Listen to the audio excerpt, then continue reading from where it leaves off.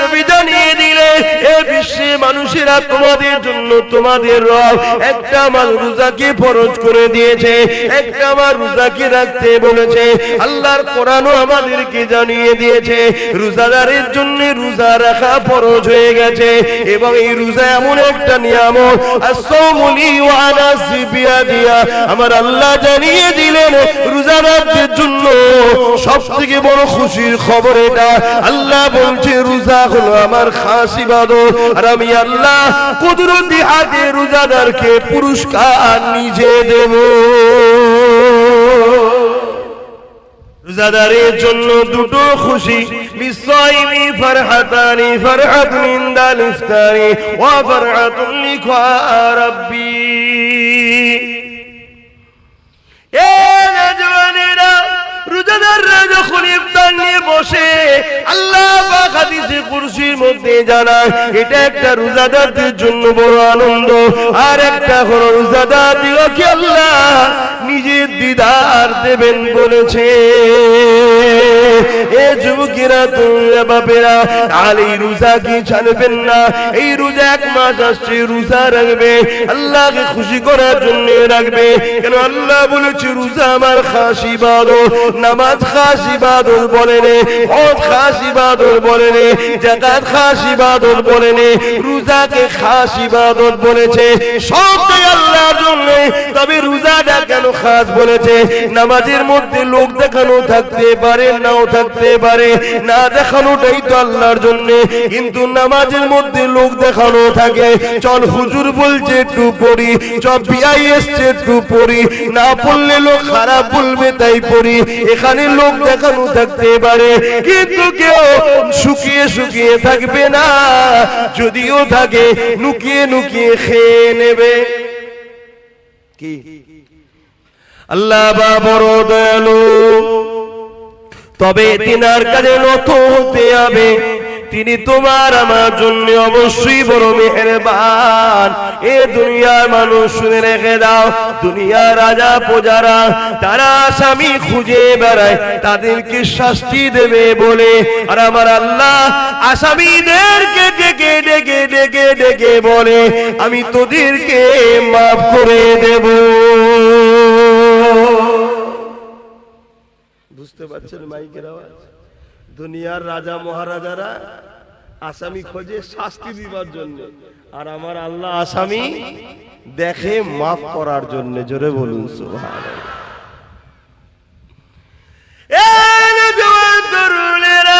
কি আলোচনা করব সংক্ষেপ সময়, মনে রেখে দেবেন জীবনে কোনোদিন কাউকে খুশি দিনা করতে পারে, কখনো কারো মনে আঘাত দেবেন না।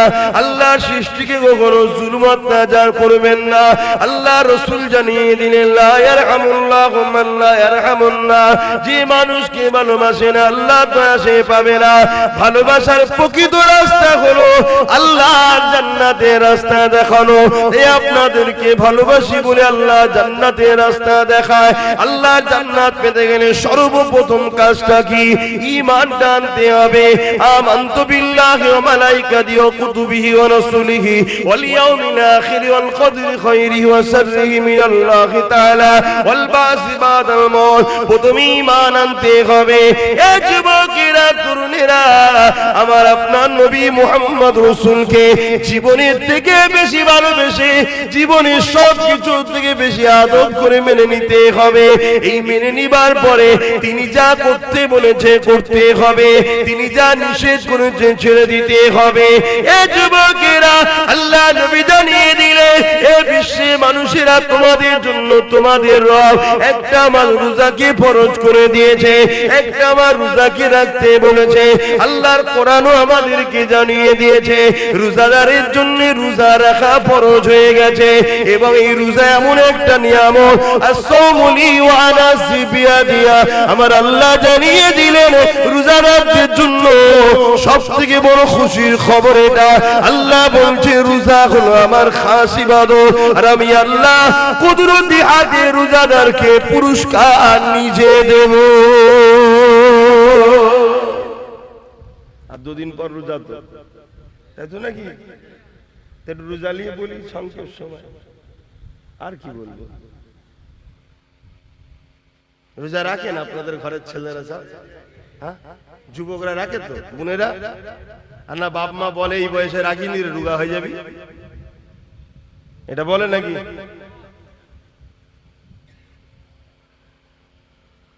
রোজাদারের জন্য দুটো খুশি, লিসাইমি ফারহাতানি, ফারহাতুন ইনদাল ইফতারি ওয়া ফারহাতুন লিকা রাব্বি। এ নওজওয়ানেরা, রোজাদাররা যখন ইফতার নিয়ে বসে, আল্লাহ পাক হাদিসে কুরসির মধ্যে জানায় এটা একটা রোজাদারদের জন্য বড় আনন্দ। আর একটা হলো রোজাদারদিগকে আল্লাহ নিজের দিদার দেবেন বলেছে। এ যুবকেরা, তোমরা বাপেরা, আর এই রোজা কি ছাড়বেন না? এই রোজা 1 মাস আসছে, রোজা রাখবে, আল্লাহকে খুশি করার জন্য রাখবে। কেন আল্লাহ বলেছে রোজা আমার খাস ইবাদত, নামাজ খাস ইবাদত বলেন, হজ খাস ইবাদত বলেন, যাকাত খাস ইবাদত বলেন, রোজাকে খাস ইবাদত বলেছে, সবটাই আল্লাহর জন্য। তবে রোজাটা কেন খাস বলেছে? নামাজের মধ্যে লোক দেখানো থাকতে পারে, নাও থাকতে পারে, না দেখানোটাই তো আল্লাহর জন্য। কিন্তু নামাজের মধ্যে লোক দেখানো থাকে, চল হুজুর বলছে একটু পড়ি, চল বিআই এসছে একটু পড়ি, না পড়লে লোক খারাপ বলবে তাই পড়ি, এখানে লোক দেখানো থাকতে পারে। কিন্তু কেউ শুকিয়ে শুকিয়ে থাকবে না, যদিও থাকে নুকিয়ে নুকিয়ে খেয়ে নেবে। কি বুঝছেন তো নাকি? তাই আল্লাহ বললো এটা আমার খাস ইবাদত। কমসে কম পুকুরে ডুব মেরেও তো পানি খেলে। কে কে খেয়েছেন ডুব মেরে পানি? ছোটবেলায় খান না? কিন্তু রোজা ও আল্লাহর খুশির জন্য, তাই চোখের আড়ালে হয়ে গেল, সেই আল্লাহর জন্য সে রোজা রাখে। কিন্তু আজ বেঈমানের দলেরা, ইসলামের দুশ্মনেরা আমাদের ঘরে তো রোজা রাখাবার পরেও বেকার করে ফেলছে রোজাগুলোকে। আপনারা সব এলাকায় রোজার পার্টি হয় নাকি? ইফতার পার্টি পার্টি করেন নাকি? ইফতার পার্টিতে যাওয়া হারাম, চলবে না। ইফতার মাহফিলে যাবেন, সওয়াবের কাজ। ইফতার মাহফিলের নেতৃত্ব দেয় উলামা হযরতরা, আর ইফতার পার্টির নেতৃত্ব দেয় ফাসিক, ফাজিল, হারামখোর, বেরোজাদাররা। কথা বুঝছেন না? বোঝেন না? কত পার্থক্য বুঝলেন? ইফতার মাহফিল হলে যাবেন, ইফতার মাহফিলে আলেমরা থাকে, তারা নেতৃত্ব দেয়। আর আলেমরা হলো রাসূলের ওয়ারিস, তারা নবীর ইলমের ওয়ারিস। নবী চলে গেছেন, যাওয়ার সময় বলে গেছেন যে আমি আলেমে হাক্কানীদের রেখে গেলাম, তোমরা এদের কাতারে থাকবে, এদের পিছনে থাকবে। আর এখন তো আলেমরা বাপ কিছুই বলতে পারে না। এটা আলেমদের দোষ অবশ্য, সবাই নয়, কিছু কিছু আলেম আছে এখনো বলে। কেন? তারা বিক্রি হয়নি, তারা নিজেদের গলায় এখনো মোহাম্মদ রসুলের বেল্ট পরিয়ে রেখেছে, তাই তাদেরকে কেউ টানতে পারে না। কিন্তু বেশিরভাগ উলামারা এখন কথা বলতে পারে না। কথা বুঝে আসছে? এই ইফতার মাহফিল হলে যাবে। তবে আমার যদি মসলা শোনেন বা আমাকে জিজ্ঞেস করেন আপনি কি করেন, সবথেকে উত্তম হলো এটা, সারাদিন রোজা রেখেছি যে আল্লাহর খুশির জন্য, সেই আল্লাহ আমাকে যা খুশি করে রুজি দিয়েছে হালাল, ওই রুজি থেকেই আমি ইফতার করব। আমি অন্য কারো পয়সা করতে রাজি না। অনেক জায়গায় আমাকে জোর করে রোজার মাসে নিয়ে যাবে বলে, আমি কোনো জায়গায় যেতে চাই না। এবার আমি একটা ইউনিট চালাই, একটা দল চালাই, আপনারা জানেন কি জানি না, ফুরফুরা শরীফ আহলে সুন্নাত ওয়াল জামাত বলে একটা অরাজনৈতিক সংগঠন চালায়। ওই সংগঠনের ব্যানারে কিছু ইফতার মাহফিল হয়। এবার আমাকে বলে হুজুর আপনি আসেন, দু কথা বলে দোয়া করেন। এবার সেখানে যদিও যায় আমি ইফতার বেঁধে নিয়ে যাই। তারা বলে কোনো চিন্তা নেই, আমি চিন্তার কোনো কারণে সতর্ক হতে হয়। আমি রোজা রেখেছি, আমি আমার পয়সা দিয়ে বাবা ইফতার করবো, সারাদিন রোজা রেখার পরের পয়সা ইফতার করবো, ঠিক মন খুশি হয় না। আপনারাও করবেন। তাতে যদি আল্লাহ আপনাকে শুধু চিনি দিয়া শরবত খাওয়ায়, অতি খুশি আলহামদুলিল্লাহ বলেন যে আমার আল্লাহ আমার জন্য যেটা ভালো সেটা করেছে। তুমি তোমার নয়, তুমিও তোমার আল্লাহ। কোনটা তোমার বলো তো? এই কোনটা তোমার আছে নাকি? তোমার আল্লাহ, আমার আল্লাহ যদি আমাকে দুদিন শুকিয়ে রাখে, তাহলে আমি আমাকে শুকিয়ে রাখছি না, আল্লাহ তার সৃষ্টিকে শুকিয়ে রেখেছে। তা আল্লাহ যদি তার সৃষ্টিকে শুকিয়ে রেখে খুশি হয়, তা আমার মাথায় এত ব্যস্ত হয় কেন, এত বিপদ চেপে হয় কেন, এত টেনশন আমরা হই কেন? হ্যাঁ, নিজেকে কুরবান করে দাও আল্লাহর কাছে। আমি আবার কি, আমি বলে কিছু নেই, সবই আল্লাহ।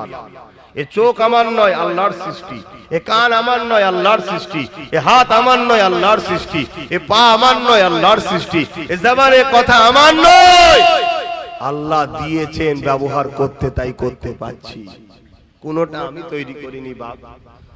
তাহলে আমার খিদে লাগলে আমার আত্মা যে রূহ জান কষ্ট পায়, ওই জানটাকেও সৃষ্টি আল্লাহ করেছে।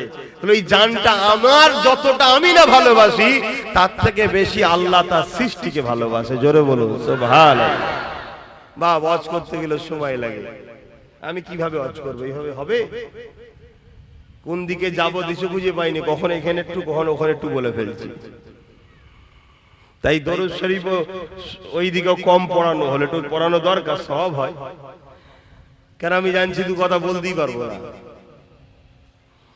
যা তারপর এর মধ্যে থেকে একটাই কথা বলবো, জীবনের প্রতিটা মাকসাদ হবে আমার স্রষ্টাকে খুশি করা।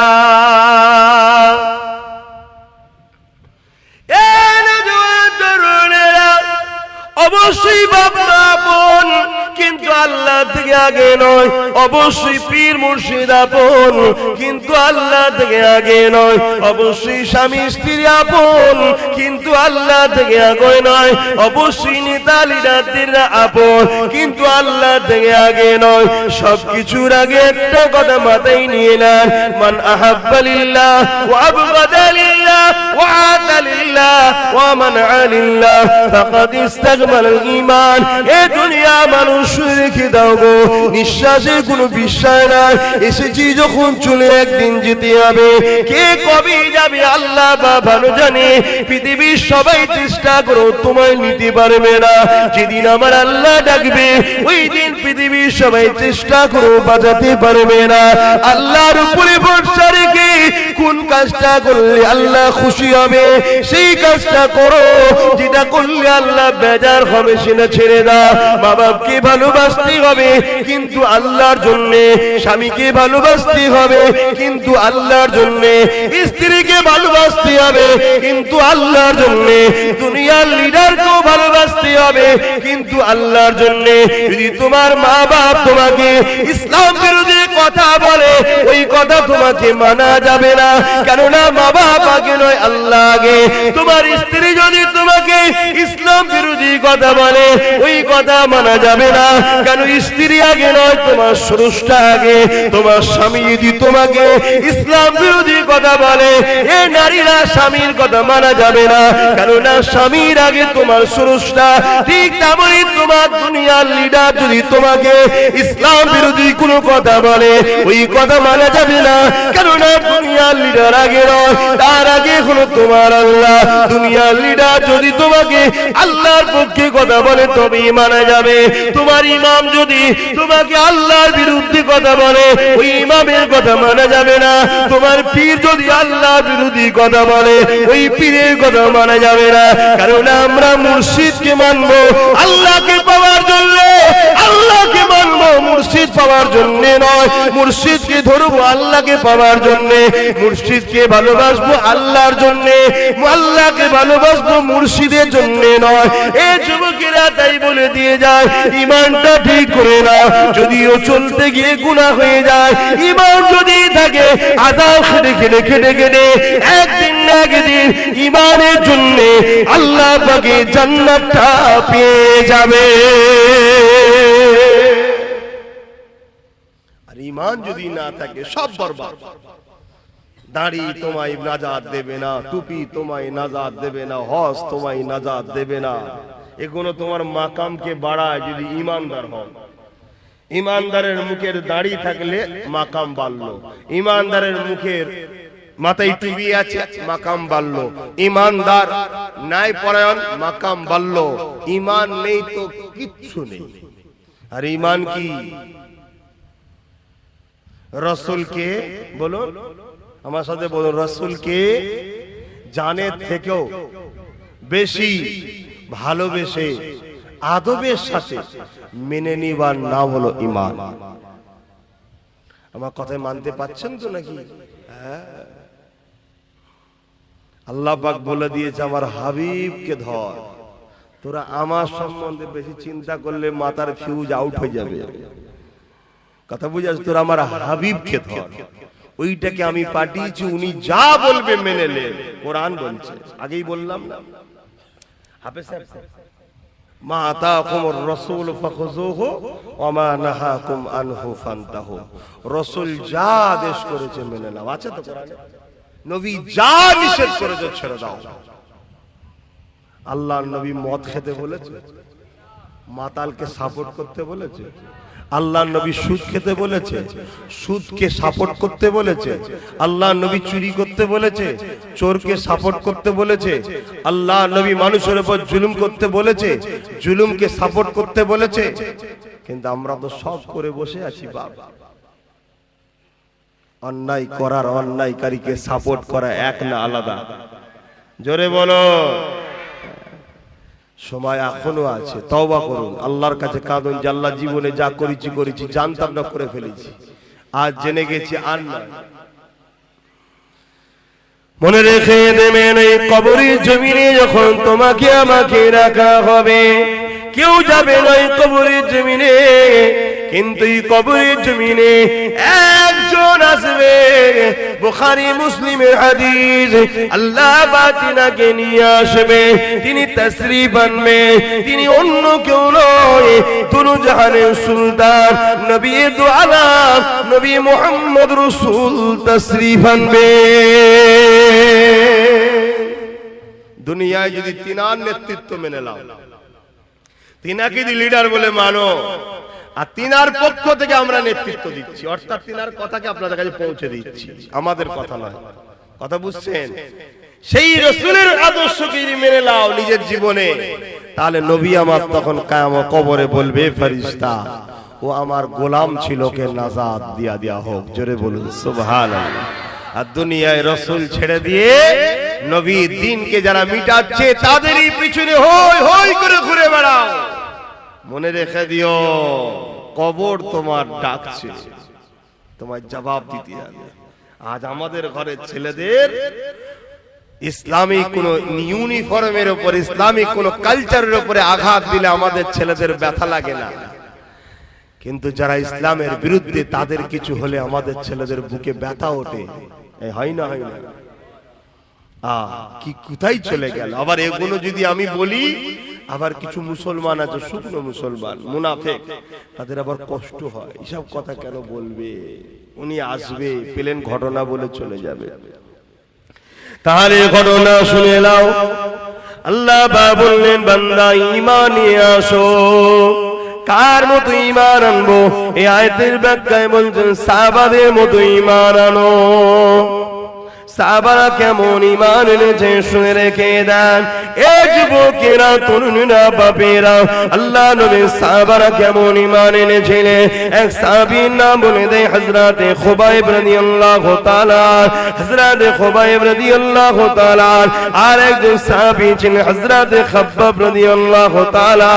আল্লাহ নবী সাহাবী ছিলেন হযরত ওমর ফারুক যখন সিংহাসনে বসলেন, অর্ধ পৃথিবীর রাজত্ব যখন চালাতে লাগলেন, আমিরুল মুমিনিন খলিফাতুল মুসলিমিন যখন হলে, এই যুবকেরা, তরুণীরা, বাবেরা, ওই হযরত খাব্বাব রাদিয়াল্লাহু তাআলা আনকে আল্লাহ নবীর সাহাবী হযরত ওমর বলেছিলেন, এ নবীর সাহাবী, শুনেছিলাম তোমার উপরে অনেক জুলুম অত্যাচার হয়েছিল, একটু খানিক আমাকে বলো কি জুলুম অত্যাচার হয়েছিল? হযরত খাব্বাব রাদিয়াল্লাহু তাআলা নিজের কোমরের কাপড়টাকে সরিয়ে দিলেন। এ যুবকেরা, তরুণীরা, বাবেরা, তোমার আমার কোমরে গোশত রয়েছে সৌন্দর্যের জন্য। আল্লাহ নবীর ওই সাহাবীর কোমরটা পুরো প্লেন ছিল, গোশত ছিল না। আল্লাহ নবীর সাহাবী হযরত ওমর দেখে বলতে লাগলে, ভাই খাব্বাব, এই রকম কোমর তো আল্লাহ জমিনে কারো দেখিনি, কি ব্যাপার আল্লাহ তোমাকে এই রকম বানালো?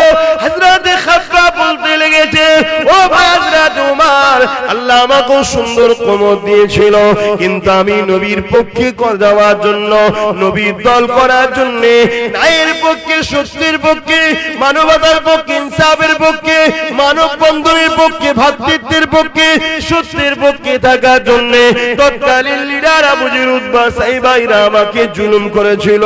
আমাকে বলেছিল মুহাম্মাদের দল ছেড়ে দে, আমাদের দলে চলে আয়, মুহাম্মাদের দল ছেড়ে দে, আমাদের দলে চলে আয়, না হয় তোর উপরে জুলুম হবে, অত্যাচার হবে। ও ভাইরা তোমার, আমি বলে দিয়েছিলাম জান দিয়ে দেবো, তথাপিও নাই সত্য ছাড়বো না। আজও তোমাদেরকে বলা হয়, কি বলা হয় না, হয় না, জুলুমের দিকে আসো, মিথ্যার দিকে আসো, অন্যায়ের দিকে আসো, সন্ত্রাসীর দিকে আসো, ফিতনার দিকে আসো, খুনের দিকে আসো, মার্ডারের দিকে আসো, চিটিংবাজির দিকে আসো, তুলাবাজির দিকে আসো, বলা হয় না, হয় না। আর বলতে লাগে না, আপনাদের ঘরে এখন এক মুঠো বিরিয়ানি দিলেই চলে যাবে, বেশি খরচ করতে লাগে না।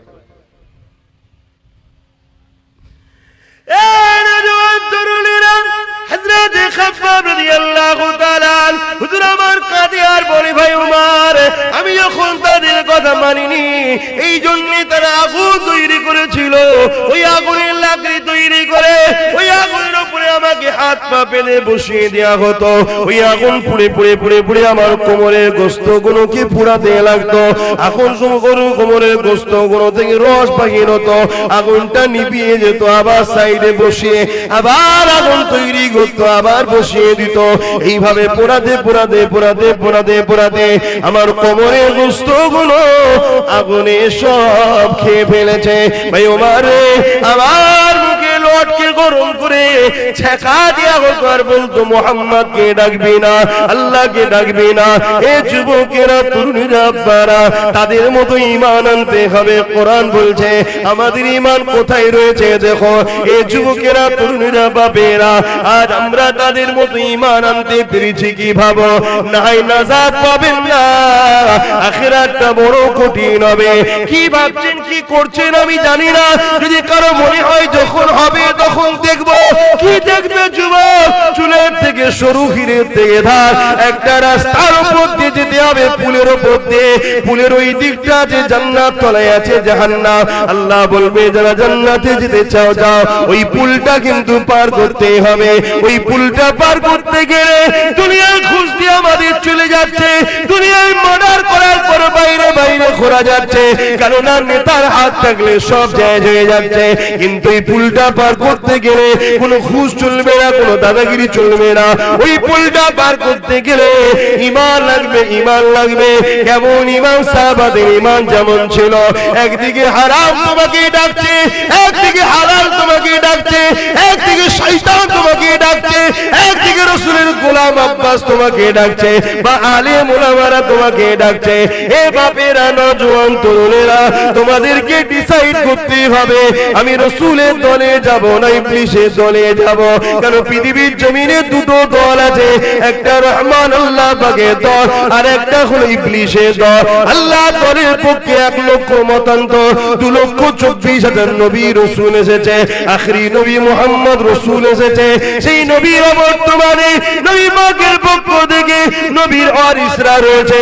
কারণ নবী আমার বিদায় নিবার সময় বলে গিয়েছিলেন, বাবারা শুনে রেখে দাও, আমি নবী তোমাদেরকে 3টে জিনিস রেখে গেলাম, 2টো নয় 3টে।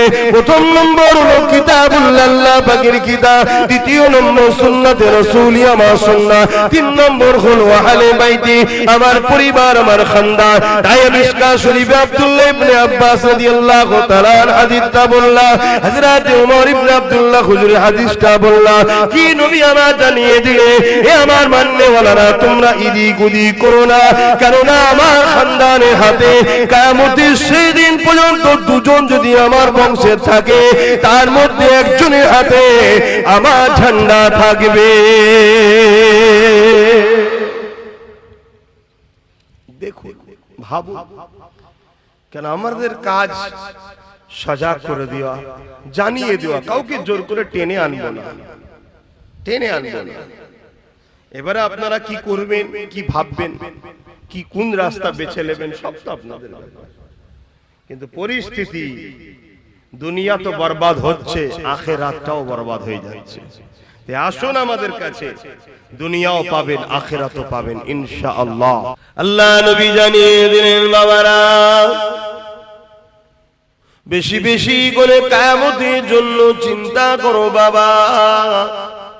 সাহাবা হুজুররা বলেন, ইয়া রাসূলুল্লাহ, হাবিবাল্লাহ, হুজুর আপনি কিয়ামতের জন্য বারবার কেন বলেন? কিয়ামত হবে তো নাকি? কবে হবে? আমার দাদুকে কেউ দেখেছেন? ছোট হুজুর পীর কেবলাকে কিয়ামতের কথা বলতো তো? আমার বাপও এসে বলে কিয়ামতের কথা, আমিও বলছি, তার বাপ বলেছে, তার বাপ বলেছে। এসব মৌলভী সাহেবদের বানানো না? হবে? আল্লাহর কোরআন জানায়, ইযা ওয়াকাতিল ওয়াকিয়া লাইসা লিওয়াকাতিহা কাযিবা। এটা এমন একটা ঘটনা যেটা অবশ্যই ঘটবে, যার মধ্যে কোনো মিথ্যা নাই। কোরআন যখন বলেছে কিয়ামত হবে, অবশ্যই হবে। কেন? কোরআন এমন একটা কিতাব পৃথিবীর জমিনে, জালিকাল কিতাব লা রাইবা ফি। কোরআন চ্যালেঞ্জ দিয়ে দিয়েছে, পড়বি পরে, মানবি পরে, আগে বিশ্বাস করলেই সেই কোরআন, যার মধ্যে ভুল তো দূরের কথা, কোনো সন্দেহ নাই। সেই কোরআন যুগে যুগে এই মানুষ জাতিকে বাঁচাবার জন্য মহান স্রষ্টা দুটো করে জিনিস পাঠিয়েছে, একটা কিতাব আর একটা হলো কিতাব বোঝানোর জন্য নবী, রাসূল, পয়গম্বর, পথ প্রদর্শক, আওতার, মেসেঞ্জার। 104টে কিতাব। কটা? একটু শিখে নাও, কটা মুখ দিয়ে বলো। তার মধ্যে 100টা হলো চটি, ছোট কিতাব, আর 4টে হলো বড়, তাওরাত, জাবুর, ইনজিল আর কোরআন শরীফ। আর 1,00,000 মতান্তর 2,24,000 নবী রাসূল এসেছে এই কিতাবগুলোকে শিখাবে বলে। শত শেষ নবী রাসূল হলেন মুহাম্মদ সাল্লাল্লাহু আলাইহি ওয়াসাল্লাম। তিনি যতটা আমার, ততটা আপনাদের, ততটা হিন্দু, দলিত, আদিবাসী, সাঁওতাল, বাগদি, ডোম, মুচি যা আছে পৃথিবীতে সমস্ত মানুষের জন্য উনি পথ প্রদর্শক, মেসেঞ্জার, রাসূল, আখিরি আওতার, আখিরি পয়গম্বর হয়ে এসেছেন। জোরে বলুন সুবহানাল্লাহ। এবং কোরআন শরীফ হলো সর্বকালের সর্বশ্রেষ্ঠ আখিরি আসমানি চূড়ান্ত ফয়সালার গ্রন্থ আল কোরআন শরীফ। জোরে বলুন সুবহানাল্লাহ। সেই কোরআন বলছে কিয়ামত হবে, অতএব হবে। কবে হবে? আল্লাহ, আল্লাহর রাসূল ভালো জানে। তবে মুহররমের 10 তারিখ কিছু কিছু নমুনা রাসূল বলেছেন, যেমন জুম্মার দিন হবে, এগুলো দিয়ে গেছে। তবে আলামত রাসূল যে 70টা বলেছে কিয়ামতের, তার মধ্যে 65টা আলামত ঘটে গেছে। 2023 এর মধ্যে আরো 2-3টে ঘটে যাবে। কথা বুঝে আসে ইনশাআল্লাহ। 2023টা পৃথিবীর মানুষের কাছে বড় একটা বিপদের বছর হবে। অনেক কিছু ঘটবে 2023-এ।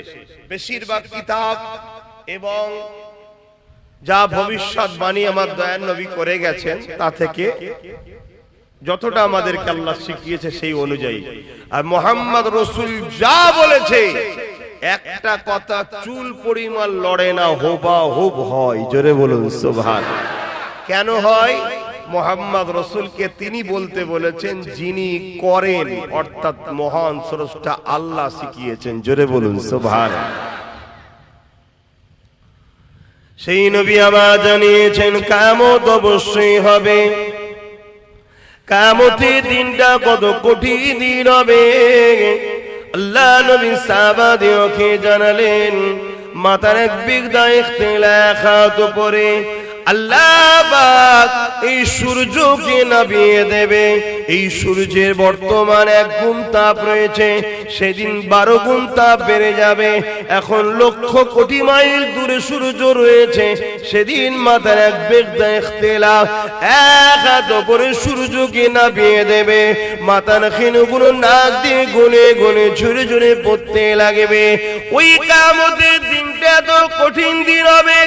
এ যুবকেরা, বোনেরা, শুনে খেয়ে দাও। ওই দিন দেখা যাবে, নবী আমার জানান, এমন বাপ পাওয়া যাবে নিজের ছেলেকে জমিনে শুইয়ে দিয়ে তার বুকের উপরে পা দিয়ে দাঁড়িয়ে যাবে। এমনও ছেলে পাওয়া যাবে নিজের বাপকে জমিনের উপর শুইয়ে দে তার বুকের উপরে পা দিয়ে দাঁড়িয়ে যাবে। এমনও মেয়ে পাওয়া যাবে নিজের মাকে জমিনে শুইয়ে দে তার বুকের উপরে পা দিয়ে দাঁড়িয়ে যাবে। এমনও মা পাওয়া যাবে, এমনও মেয়ে পাওয়া যাবে নিজের মাকে জমিনে শুইয়ে দে তার বুকের উপরে পা দিয়ে দাঁড়িয়ে যাবে। সাহাবা হুজুররা বলেছিলেন, ইয়া রাসূলুল্লাহ হাবিবাল্লাহ, এই রকমটা কেন হবে? নবী আমার বলেছিলেন, লোহাকে আগুনে দিলে পুরে যেমন লাল হয়ে যায়, ওই সূর্যের তাপে জমিনটা লাল হয়ে যাবে। জমিনের উপরে মানুষ দাঁড়াতে পারবে না, যার উপরে যার জোর চলবে জোর করে জমিনে শুয়ে তার বুকের উপরে পা দিয়ে দাঁড়িয়ে যাবে। এ যুবকেরা, নামাজ কাজা করে দিলে ইচ্ছা করে ওই দিনে তোমার আমার কি দশা হবে? ভয় লাগে না সেই আল্লাহকে? দেখো আমারও যুবক বয়স, জানি ভুল হয়, এই বয়সে একটু ভুল হয়, কিন্তু এত গাফিলতি তো ভালো নয়। আমার খুব খারাপ লাগলো দেখে। একটা লোক কাজে আছে, নাচারে কাজা হয়েছে, ঘুমিয়ে পড়েছে, ঘুম ভাঙে না, কাজা হয়ে গেছে। গাড়িতে সফরে ছিল, পরিস্থিতি নাই পড়া, কাজা হয়ে গেছে। পরে কাজা পড়ে নেওয়া উচিত, কিন্তু ইচ্ছা করে করে আমরা ভুল করছি। পরিবর্তন হয়ে যাও আল্লাহর রাস্তে, কেননা দুনিয়ার সমস্ত বাচ্চাদের নিয়ম কানুন চেঞ্জ করা যায়। আন্দোলনের চোটে, লড়াইয়ের চোটে, মারপিট করে সব কিছুকে প্রতিরোধ করা যায়, কিন্তু মহান স্রষ্টা রব্বুল আলামিনের নিজামকে, কানুনকে কখনো পাল্টানো যাবে না। তিনি জানিয়ে দিয়েছে, এ দুনিয়া মানুষ, আমি তোদেরকে বানিয়েছি, সুন্দর দুটো চোখ দিয়েছি, এই চোখের ঋণ তোরা শোধ করতে পারবি না, এর বিনিময়ে আমি তোদের কাছে কিছু নিই না। দুটো কান দিয়েছি, কানের কথা শুনবি, এই কানের ঋণ তোরা শোধ করতে পারবি না, এর বিনিময়েও আমি কিছু নিই না। দুটো হাত দিয়েছি, হাত দিয়ে হালাল ইনকাম করবি, নিজের প্রয়োজনের কাজ করবি, গরিবদেরকে দান করবি, অসহায়ের সেবা করবি, মা বাপের খেদমত করবি, নিজের রাষ্ট্রের জন্য কাজ করবি, নিজের রাষ্ট্র সেবা করবি, নিজের রাষ্ট্রের খেদমত করবি। এ আমার বান্দা বান্দিরে, তোদের নিত্য প্রয়োজনীয় কাজ হাত দিয়ে করবি, এর ঋণ তোরা শোধ করতে পারবি না, তথাপি আমি আল্লাহ এর বিনিময়ে তোদের কাছে কিছু নিই না। আল্লাহ কিছু নিয়েছে? কি গো অসুবিধা হচ্ছে? জিজ্ঞেস করলে সারা দেবে, বেজার হচ্ছে, বকছি বলে মনে কষ্ট হচ্ছে। আমরা বকবো না তো বকবে কারা? বকার ক্ষমতা তো আমরাই রাখি, কেন আমরা তোমার নবীর খানদানের ছেলে, আমরাই বকতে পারি তোমাদের ঘরে, অন্য কারো অধিকার নেই তোমাদের দিকে চোখ তুলে তাকাবে, ঠিক না বেটি? কিন্তু দুঃখের বিষয়, তোমরা আমাদের ঘরে ধরা দিও না বলে যারা তোমাদের জুতো বওয়ার উপযুক্ত নয়, তারা তোমাদের ঘরে এখন গলায় বেল দিয়ে ঘোরাচ্ছে। কথা বুঝে আসছে? হ্যাঁ, পৃথিবী বিখ্যাত ধনী কিন্তু কাফের, ঈমান নাই। আর সব থেকে গরিব পৃথিবীর রাস্তায় পড়ে থাকে, কিন্তু ঈমান আছে। ওই পৃথিবী বিখ্যাত ধনী ওই জুতো বড় উপযুক্ত নয়, কারণ ওর ঈমান আছে। জোরে বলুন সুবহানাল্লাহ। ঈমান এমন একটা সম্পদ, কিন্তু বাপ তোমরা তো গুরুত্ব বোঝো না। তোমরা বোঝো ঝালমুড়ি, 2000-এর নোট, এইটাই সবকিছু, এটাই বোঝো তোমরা, তাই তো নাকি? এই চোখের মূল্য কত হবে? দুটো চোখের মূল্য কত হবে দিতে পারবেন? এই যে কানে কথা শুনতে পাচ্ছেন, এর মূল্য দিতে পারবেন?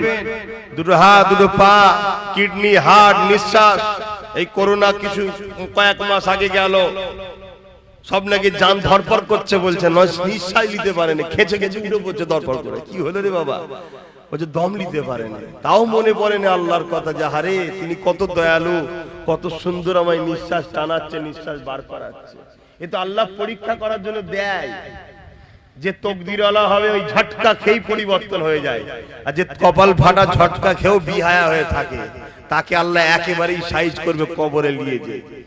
আর যাকে দুনিয়ার বুকে হয়তো গাফিল হয়ে গেছে, ভুল করে আছে, আল্লাহ একটু ঝটকা দেয়, ওর ঘটটা এসে এই সত্যি তো ভুল করছিলাম, ও ফিরে চলে আসে। এই জন্য আল্লাহ মাঝে মাঝে ঝটকা দেয়। কথা বুঝে আসছে? বিমার হলে যদি আপনি আল্লাহকে বেশি ডাকেন, জানবেন ওই বিমারটা আপনার জন্য আল্লাহর পক্ষ থেকে রহমত। জোরে বলুন সুবহানাল্লাহ। আর বিমার হওয়ার পর দেখছেন পাগলামি বেড়েছে, জানবেন গজব হচ্ছে, শাস্তি হচ্ছে। ধন দৌলত টাকা পয়সা পাওয়ার পর আপনি দান খায়রাত করছেন, মসজিদ বানাচ্ছেন, মাদ্রাসা করছেন, গরিব ছেলে মেয়েদের বিবাহ দিচ্ছেন, আল্লাহর সৃষ্টির সেবা করছেন। অন্য ধর্মের অমুসলিম হলো যদি কেউ গরিব আপনার কাছে আসে, তাকে সাহায্য করছেন, আর করছেন, হেল্প করছেন, ভালো কাজ করছেন। গান বাজনা যাত্রায় উড়ান নিয়ে ওটা করেন, ভালো রাস্তায় খরচ করছেন, জানবেন এই ধন দৌলত আপনার জন্য ভালো রহমত।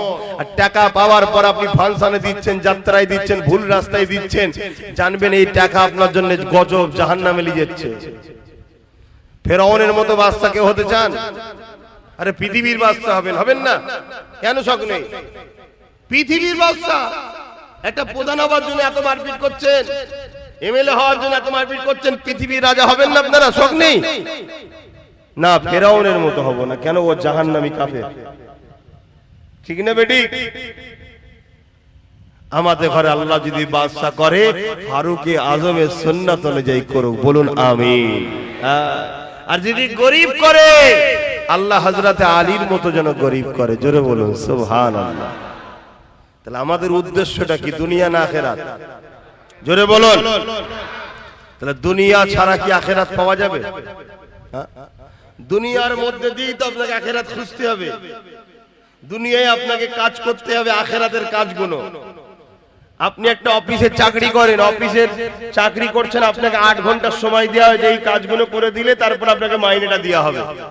আপনি যে 8 ঘন্টা কাজ কাম না করে বেকার কাটিয়ে দেন, মাইনে পাবেন? তা আপনাকেও দুনিয়া একটা অফিস মনে করুন। পুরো পৃথিবীটা, এই পৃথিবীতে আপনাকে আপনার মালিক আল্লাহ। এই পৃথিবীর অফিসের মালিক কে?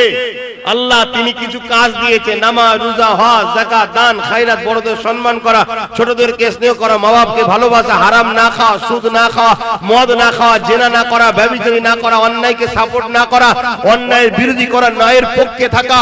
আল্লাহর কোরআন বলছে কুনতুম খায়রা উম্মাতিন উখরিজাত লিন-নাস তা'মুরুনা বিল মারুফ ওয়া তানহাউনা আনিল মুনকার। তোমরা শ্রেষ্ঠ উম্মত, তোমরা মানুষকে ভালো কাজের আদেশ দেবে, খারাপ কাজের বিরোধী করবে।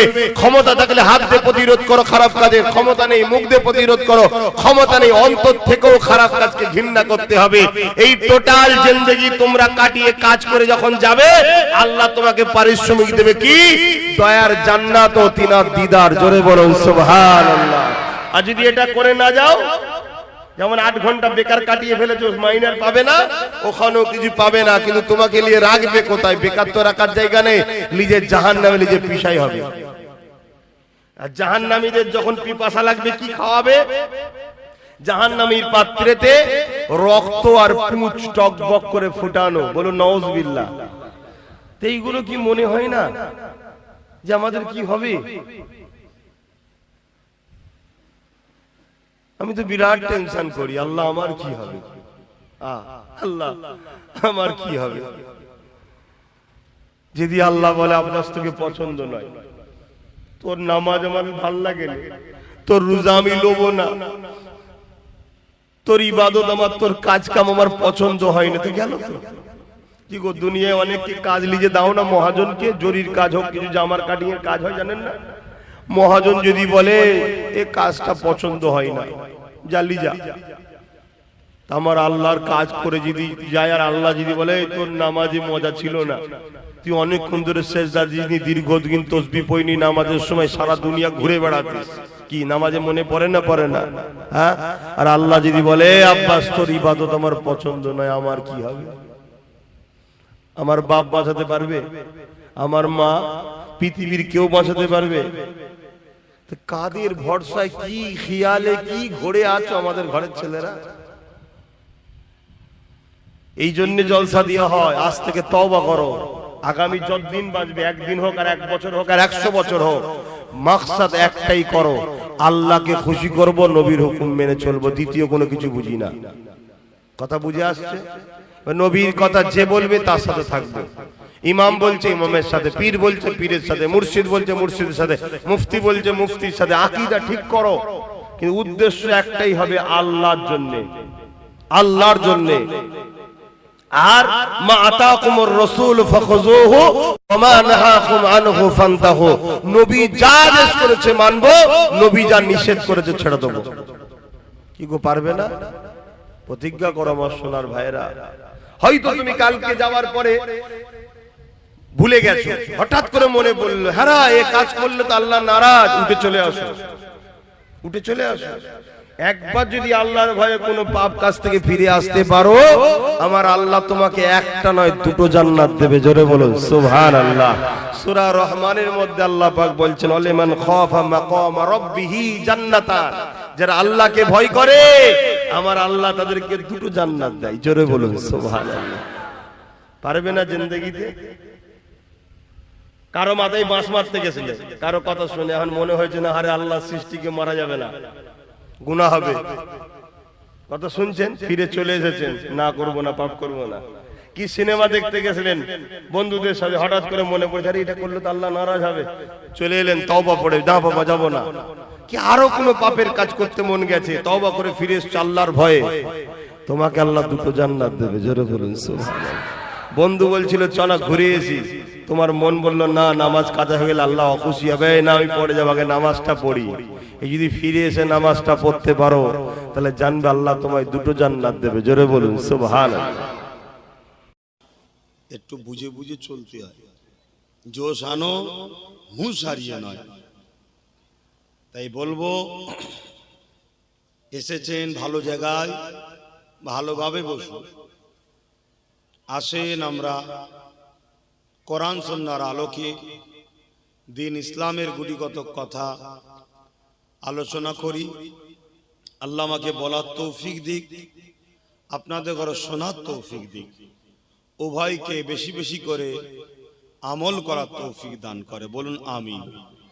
মহব্বত দরুদ পড়েন। আল্লাহুম্মা সাল্লি আলা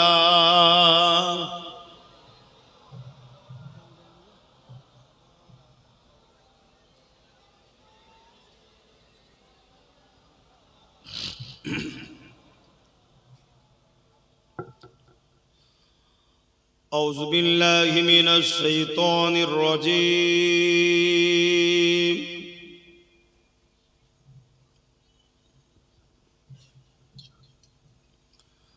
بسم الله الرحمن الرحيم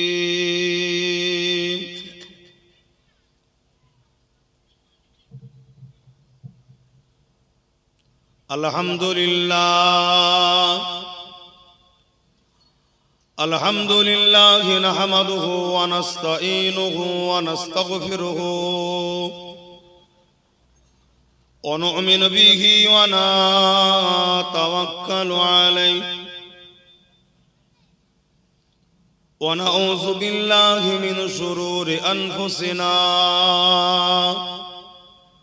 ومن سيئات أعمالنا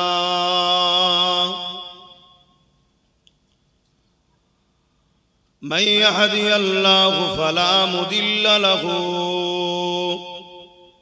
ومن يضلله فلا هادي له ونشهد أن لا إله إلا الله وحده لا شريك له ونشهد أن سيدنا وحبيبنا ومولانا محمدا عبده ورسوله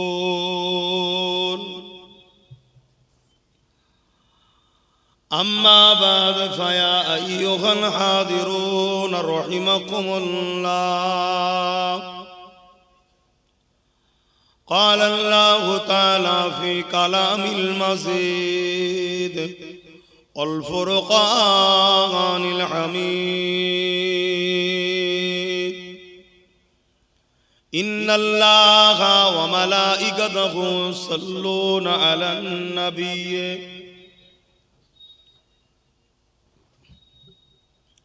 ইয়া আইয়ুহাল্লাযীনা আমানু সাল্লু আলাইহি ওয়া সাল্লিমু তাসলিমা আল্লাহুম্মা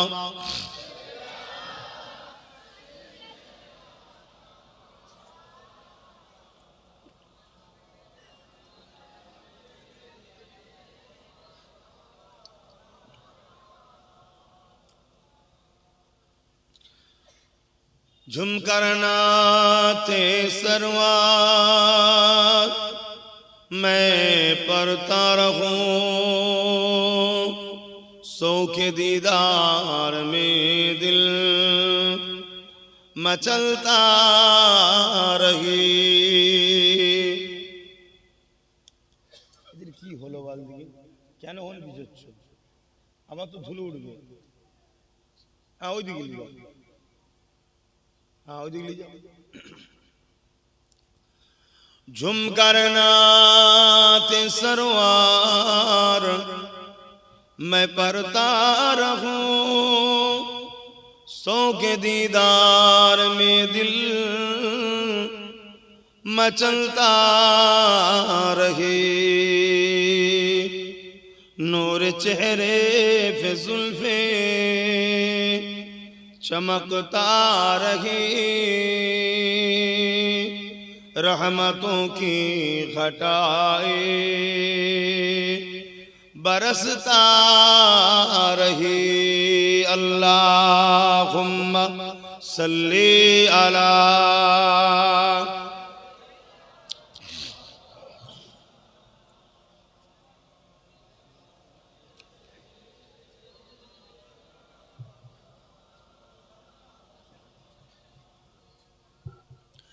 कलमे ला इलाहा इल्लल्लाह ला इलाहा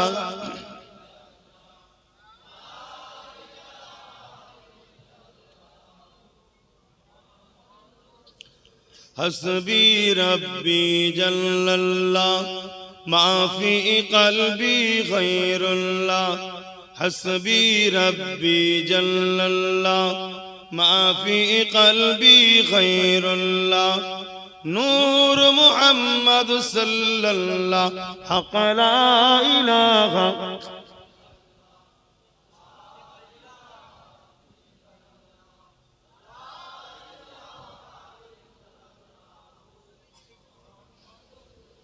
कलमे ला इलाहा इल्लल्लाह ला इलाहा जोरे जोरे पढ़े ला इलाहा इल्लल्लाह ला इलाहा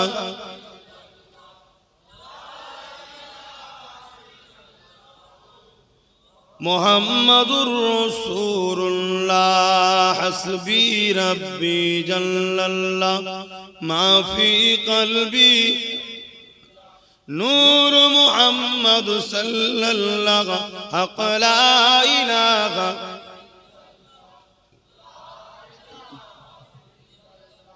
ला इलाहा इल्लल्लाह मुहम्मदुर रसूलुल्लाह अल्लाहुम्मा सल्ली अला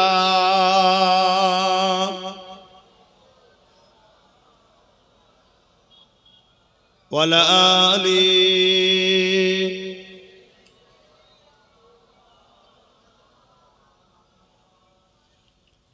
وقال الله تعالى في كلام المزيد والفرقان الحميد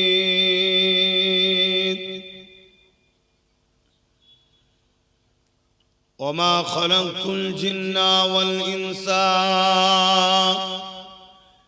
إلا ليعبدون আমার আব্বা জানেরা আমার নওজোয়ান তরুণেরা যুবকেরা ছোট ছোট বাচ্চারা পর্দায় অবস্থিত আমাদের আম্মাজানেরা, আমাদের বোনেরা, ওলামা হযরত, হাফেজে কোরআন, নামাজি, মুত্তাকি, পরহেজগার ইমাম সাহেবগণেরা, এই পৃথিবীতে হাজারো ধর্ম আছে, যার যার বিশ্বাস, ভক্তি, ভালোবাসা তার কাছে। খবরদার কারো ধর্মের উপরে, কারো ধর্মের বিশ্বাসের উপরে কটুকথা আঘাত দেবেন না। আমার রাসূল, আমার ইসলাম নিষেধ করেছে। আমাদেরটা আমরা মানব, আমরা আমাদেরটা নিয়ে খুশি হব, আমরা আমাদের ধর্মীয় কর্মকাণ্ড করব। আমাদের ধর্মের নাম হলো ইসলাম। তবে তেতো হলো অতি সত্য কথা, এই পৃথিবী জুড়ে বারবার একদল মানবরূপী পশুরা আমার ইসলামকে নিয়ে, আমার কোরআনকে নিয়ে, আমার রসুলকে নিয়ে, আমার আল্লাহকে নিয়ে, আমার মসজিদ মাদ্রাসা নিয়ে নানা রকম মিথ্যা প্রোপাগান্ডা চালিয়ে আসছে, চালাচ্ছে। কারণ একটা, ইসলাম শুধু ধর্ম নীতি শিক্ষা দিবার নাম নয়। ইসলাম একটা মানুষের দুনিয়াবি কল্যাণ ও আখিরাতের পুরো কল্যাণের সমস্যার সমাধান করে নাজাত দিবার রাস্তার নাম। জোরে বলুন সুবহানাল্লাহ।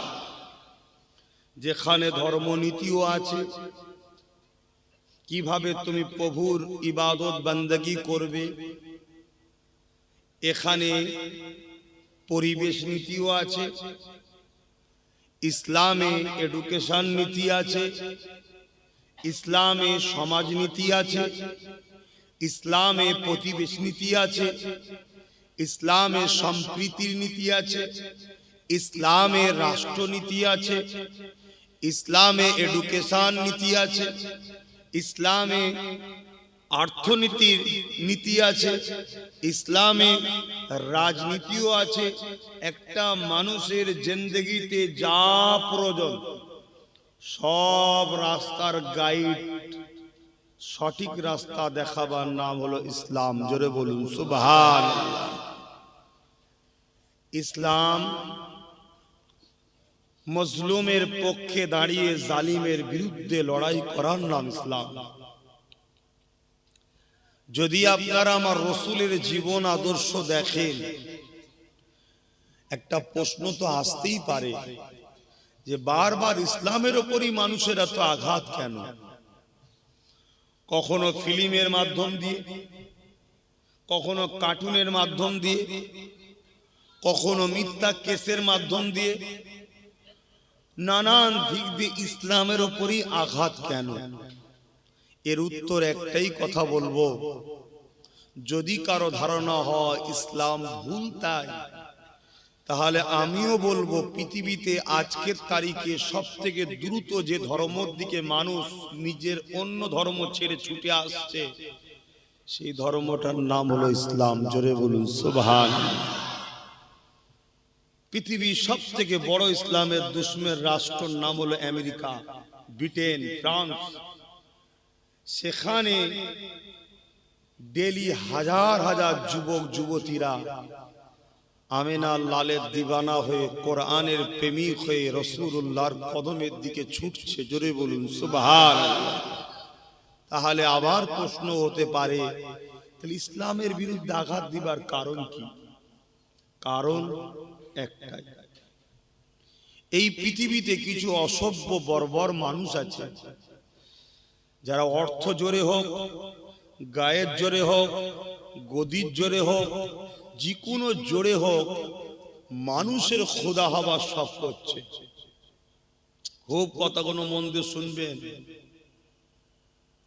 আমি আপনাদেরকে যে কথাগুলো বলছি খুব ভালোভাবে বুঝুন। যদি না মন দিয়ে শোনেন, না বোঝেন, এই ছেলেগুলোকে তোমাদের মতো বড় হতে হবে না, তার আগে কাফন পড়তে হবে। এমন দিকে দুনিয়া ছুটছে। আপনাদের একটু বাড়িতে সমস্যা হলে তো কেঁদে কোকিয়ে ঘর থেকে বেরোনো বন্ধ করে ফেলেন, আর আমাদের রোজকের মুসিবত নিয়েই আমরা ঘুরে বেড়াই। বুকে ব্যথা নিয়েও আমরা ঘুরে বেড়াই, উদ্দেশ্য একটা, যাতে করে আপনারা সঠিক পথটা পান, কমসে কম ইজ্জতের রুটিটা পান, কম হোক ইজ্জতের পান, এবং পরকালে যাতে রসুলের শাফাআতটা নিয়ে জান্নাতে যেতে পারেন। এজন্য বাপ, যদি পেটের জ্বালায় জলসা করি মাসে একটা করলেই যথেষ্ট। আমি আপনাকে চ্যালেঞ্জ দিচ্ছি, বছরে 12টা জলসা করবো, একটা জলসা 5 লক্ষ কোটি টাকা লোব। আমি বলছি আমার জলসা করার লোক আছে, আমাকে দাওয়াত করার লোক আছে।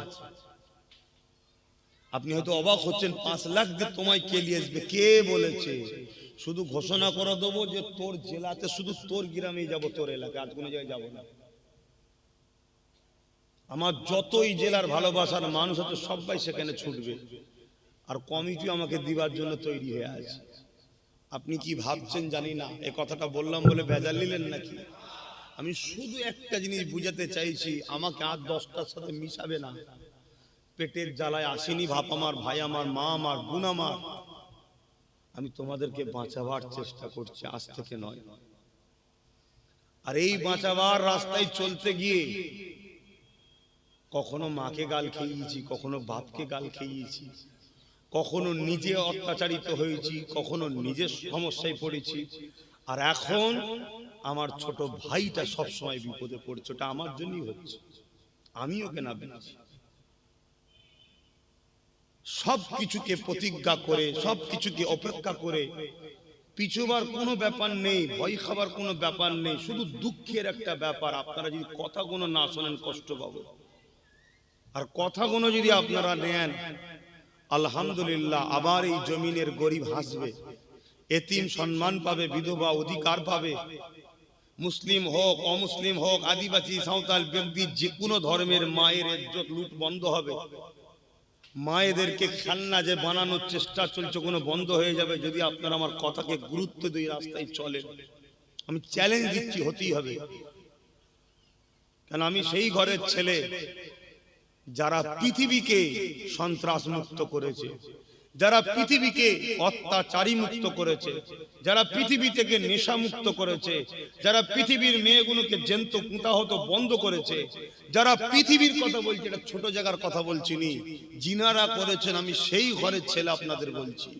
ও আম্মা বিনিআমাতি রাব্বিকা ফাহাদ্দিস, আবার শুকরিয়া আদায় করছে আল্লাহ, অহংকার নয়, এটা আপনাদের বিশ্বাসের জন্য বলছি। এই পৃথিবীতে একদল মানবরূপী পশু আছে, যারা মানুষই। আমার আগে কেউ ওয়াজ করছিলেন, আমি জানি না, বলছিল না আল্লাহ কখনো অর্থ দিয়ে পরীক্ষা নেয়, কখনো ক্ষমতা দিয়ে পরীক্ষা নেয়, কখনো ক্ষুধার্ত করে পরীক্ষা নেয়, কখনো অভাব দিয়ে পরীক্ষা নেয়। তা আল্লাহ তাদেরকে অনেক বড় বড় অর্থ দিয়েছে, সম্মান দিয়েছে, পদ দিয়েছে, পাওয়ার দিয়েছে। আর এই মানবরূপী পশুগুলো পাওয়ার পেয়ে, অর্থ পেয়ে আল্লাহর সৃষ্টিকেই জুলুম করে, আল্লাহর সৃষ্টির ওপরেও নিজেকে খোদা বানাতে চায়। আমি প্রভু হব তোদের, যেমন ফেরাউন বলেছিল আমি তোদেরকে খেতে দিই, আমি তোদের রাজা, আজ থেকে আমি তোদের খোদা, আনা রব্বুকুমুল আলা, আমি তোদের বড় খোদা। ফেরাউন বলেছিল, জানেন না? এই খসলত আজকের দিনেও কিছু লোকেদের মধ্যে ঢুকছে। মানুষের বেটিগুলোকে বেটি মনে করে না, মা গুলোকে মা মনে করে না, নারীদের সম্মান দেয় না।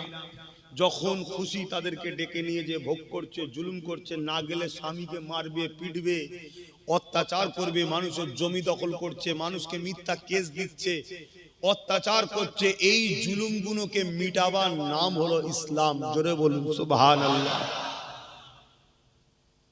আমাদেরকে 200 বছর কম বেশি ধরে আমাদেরকে একটা প্ল্যান আমাদের ব্রেনে ঢুকানো হয়েছে, 200 বছর ধরে। অন্যায় থেকে দেখার পরও প্রতিবাদ করো না, ফিরে চলে যাও, এই মেন্টালিটি তৈরি করার জন্য 200 বছর ধরে চেষ্টা হয়েছে। আমাদেরকে শুধু মসজিদ, মাদ্রাসা, দাঁড়ি টুপি, হজ, নামাজ, রোজা দেখিয়ে দিয়েছে, এইটুকুই ইসলাম, এটাকে ধরে বসে থাক, বাকি কিছু আর করতে হবে না। এটা আমাদের মেন্টালিটিতে তৈরি করে দেওয়া হয়েছে। 200 বছর কম বেশি ধরে এই প্ল্যান চলছে। অথচ মনে রাখবেন, আমার রসুল পৃথিবীতে এসেছিলেন কি কাজ করতে?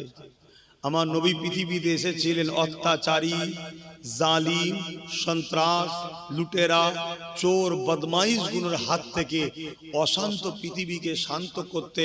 আল্লাহর সৃষ্টিগুলোর উপর যে জুলুম হচ্ছিল, ওই মজলুম মা, মজলুম বাপ, মজলুম বেটি, মজলুম বোন, মজলুম গরিবগুলোকে বাঁচাবার জন্য আল্লাহ আমার নবীকে দুনিয়ায় পাঠিয়েছিলেন। জোরে বলুন সুবহানাল্লাহ, আরো জোরে বলে। আল্লাহ নবী 11টা বছর ধরে পৃথিবীর অত্যাচারীদের হাত থেকে মজলুমকে বাঁচিয়েছে, পৃথিবীর অত্যাচারীদের হাত থেকে নারীদেরকে বাঁচিয়েছে, পৃথিবীর চোর, বদমাইশ, সন্ত্রাসদের হাতে মজলুম, অসহায়, গরিব, দিন দুঃখী মানুষগুলোকে বাঁচিয়েছে। আমার নবীর এই কর্মকাণ্ডে মানুষগুলো রাসূলুল্লাহ দিবানা হয়ে নবী পাকের পিছনে ঘুরেছে, নবী পাককে ভালোবেসেছে, নবী পাকে সাথ দিয়েছে। কথা বুঝে আসছে? এই 11 বছরে পৃথিবীর জঙ্গলগুলোকে পরিষ্কার করেছে। কিসের জঙ্গল? সন্ত্রাসী জঙ্গল, চুরির জঙ্গল, খুনের জঙ্গল, লুটের জঙ্গল, জেনার জঙ্গল, ব্যভিচারী জঙ্গল, দাসত্ব প্রথার জঙ্গল, এসব ছিল, বন্ধ করেছে। পরিষ্কার যখন হয়ে গেছে, 11 বছর ধরে লেগেছে। তারপরে আল্লাহ